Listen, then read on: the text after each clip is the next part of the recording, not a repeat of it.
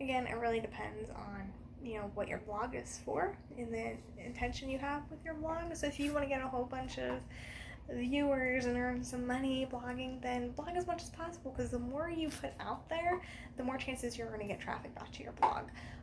And in that case, I also want to mention keywords. So you want to use keywords in your posts if you want to grab the attention of Google and have people come to your blog and possibly get paid for blogging. Like if you run ads. So to do that, I'm gonna post something. I can't remember the name of the plugin, but I'm gonna post about it so you have the name of it.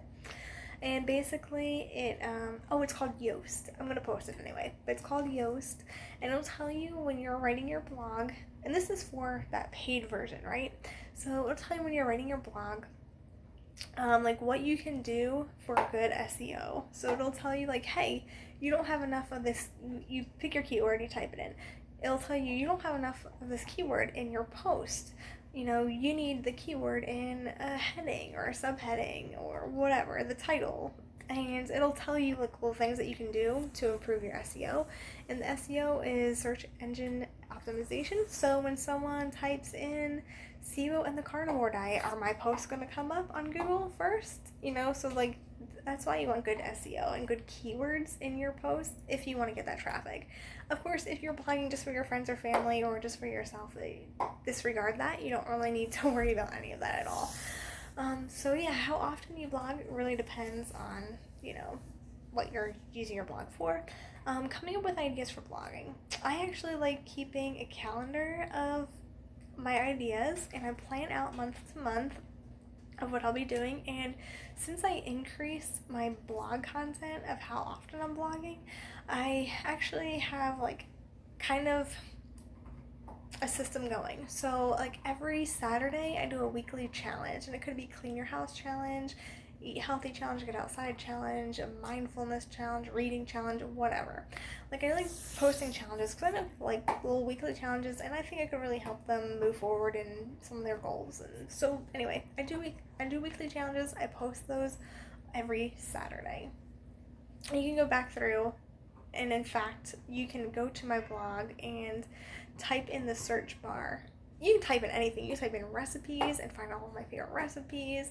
But if you type in challenge, you should get all the challenges that I've been doing. And you can always go back and do them again. So anyway, I do that on Saturdays, and then, I like to do videos like this, once a week.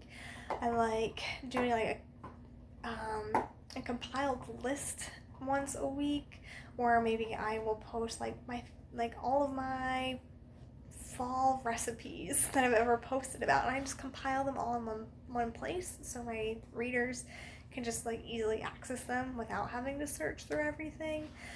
So there's certain things that I like to do like that. And so at the beginning of the month, or maybe towards the end of one month and looking at the next month, I will sit down with my planner, and I just kind of really do a brainstorm on a physical planner that I have, a really cheap one. I just scribble all over it my ideas, and then I go into my phone calendar app, and then I'll put in each thing. It's okay, I think that's a good idea, I'm gonna put this on this day, on that day. I kind of organize that a little bit better, so I have it on my phone.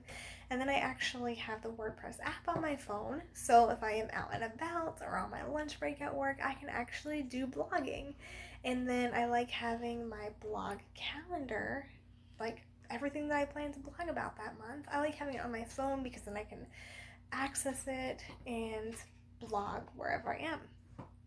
So that's how I do it, and I just have this color coding system on my calendar where it's okay, this is an idea, it's one color, I have it written, it's another color, and then it is good to go, posted, all the editing is done, it's scheduled, that's another color, and that's how I keep organized. And I do something every single day. So let me get into, making time to blog. Alright, I think it's really important to be consistent with your blog. So you want to pick the days that you're going to blog. And maybe if you're just doing it for yourself and your family members, and you're not really going for getting a lot of blog views, maybe it doesn't matter as much, but I still really think you should be consistent. If you like want to improve your writing, or I just think it's good to be consistent, okay?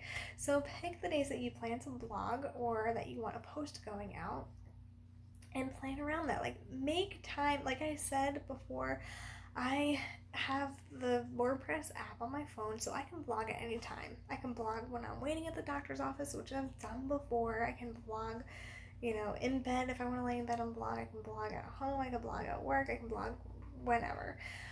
So, just, if an idea strikes you and you just want to write, then write. It doesn't matter if it's like your ideal time, like that you chose, but do have some sort of planned schedule. So, like, if there's a certain time that you feel more refreshed and creative and like ready to write, then make sure that you plan that time to write. If it's not every other day, like whatever it may be, I do it every day. I write just about every day except for Sunday, and usually I sneak in some writing then because I'm just like, I want to write. And I do it because I really like it. It's not a chore like, oh gosh, I have to write. So make sure you enjoy it, and if you want, you can play music while you write, or grab your favorite coffee or whatever it is. Like, just make it an enjoyable experience, and then you'll want to do it every day that you decide to blog, however often you do it. So I think that it's helpful to blog, plan to blog the same time of day every time. And if it's every day, I think that's great. And when I say every day, it could be 15 minutes a day. It doesn't have to be anything crazy. I typically blog on my lunch break at work, and then a little bit after work. Maybe I'll do some editing after work, or if I didn't finish up a blog and I have some like ideas that I still want to get down, I'll do that.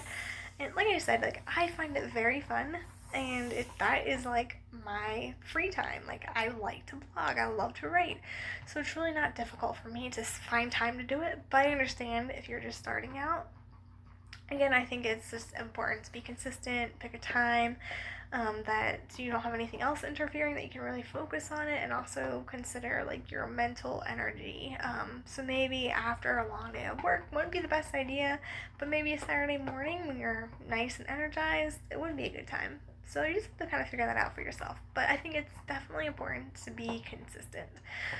I'm going to wrap up there, and if you have any other questions about blogging, I would be more than happy to help you. Again, I'm not great with the technical stuff, but when it comes to coming up with ideas or, just the basics, I can certainly help you out. So drop a comment below if you need anything else, and I'll post as many links and helpful resources as I can to give you some more information about blogging.